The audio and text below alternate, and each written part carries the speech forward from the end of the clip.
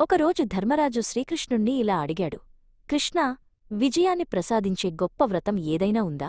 అప్పుడు శ్రీకృష్ణుడు చిరునవ్వుతో, యుధిష్ఠిరా, సర్వపాపాలను హరించి విజయాన్ని ఇచ్చే విజయ ఏకాదశి గురించి చెబుతాను విను అని కథ ప్రారంభించాడు. పూర్వం త్రేతాయుగంలో శ్రీరాముడు సీతమ్మను వెతుకుతూ సముద్రతీరానికి చేరుకున్నాడు. తన ముందున్న అపారమైన సముద్రాన్ని చూసి రాముడు ఆశ్చర్యపోయాడు. తమ్ముడూ లక్ష్మణా, ఇంత పెద్ద సముద్రాన్ని దాటి లంకకు చేరుకోవడం ఎలా అని ఆలోచనలో పడ్డాడు. సముద్రపు అలలు భయంకరంగా ఎగసిపడుతున్నాయి. రాముడు లక్ష్మణుడితో, ఈ జలరాశిని దాటడానికి ఏదైనా దైవిక మార్గం ఉంటుందా అని అడిగాడు. అప్పుడు లక్ష్మణుడు, అన్నా, ఇక్కడే దగ్గరలో బకదాల్భ్య మహర్షి ఆశ్రమముంది. ఆయన మనకు ఏదైనా ఉపాయం చెప్పగలరు అని సలహా ఇచ్చాడు. వారు వెంటనే బకదాల్భ్య మహర్షి ఆశ్రమానికి వెళ్లారు. రాముడు ఆ మహర్షికి వినయంగా నమస్కరించి, మునివర్యా, నేను సీతమ్మను రక్షించడానికి సముద్రాన్ని దాటాలి. నాకు విజయం కలిగే మార్గం చెప్పండి అని ప్రార్థించాడు.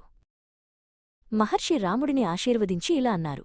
రామా, మాఘమాసం కృష్ణపక్షంలో వచ్చే విజయ ఏకాదశి వ్రతాన్ని ఆచరించు. ఈ వ్రతం వల్ల నీకు సముద్రాన్ని దాటగల శక్తి, రావణుడిపై విజయం లభిస్తాయి అని వ్రత విధానాన్ని చెప్పారు. మహర్షి చెప్పినట్లే శ్రీరాముడు విజయ ఏకాదశినాడు నియమనిష్టలతో వ్రతం చేశాడు. రోజంతా ఉపవాసం ఉండి భగవంతుని ధ్యానించాడు.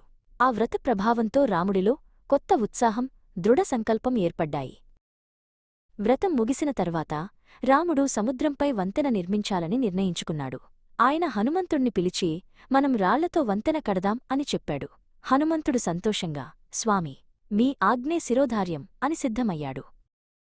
వానర శిల్పి అయిన నలుడు వంతెన నిర్మాణ బాధ్యత తీసుకున్నాడు. వానరులందరూ రాళ్లను తెస్తుంటే నలుడు వాటిని క్రమపద్ధతిలో నీటిపై పేర్చడం మొదలుపెట్టాడు. రాముడి పేరు రాసిన రాళ్లన్నీ నీటిపై అద్భుతంగా తేలసాగాయి.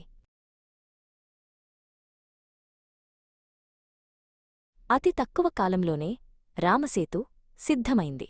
రాముడు, లక్ష్మణుడు వానర సైన్యంతో కలిసి ఆ వంతెనపై నడుస్తూ లంకకు చేరుకున్నారు. విజయ ఏకాదశి వ్రత ప్రభావం వల్ల రాముడు రావణుడిని సంహరించి విజయం సాధించాడు.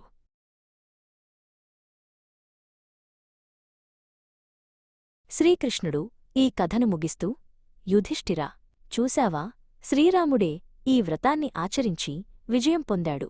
కాబట్టి కష్టాల్లో ఉన్నవారు విజయ ఏకాదశిని ఆచరిస్తే తప్పక విజయం సిద్ధిస్తుంది అని చెప్పాడు. ధర్మరాజు కృష్ణుడికి భక్తితో ప్రణామం చేశాడు.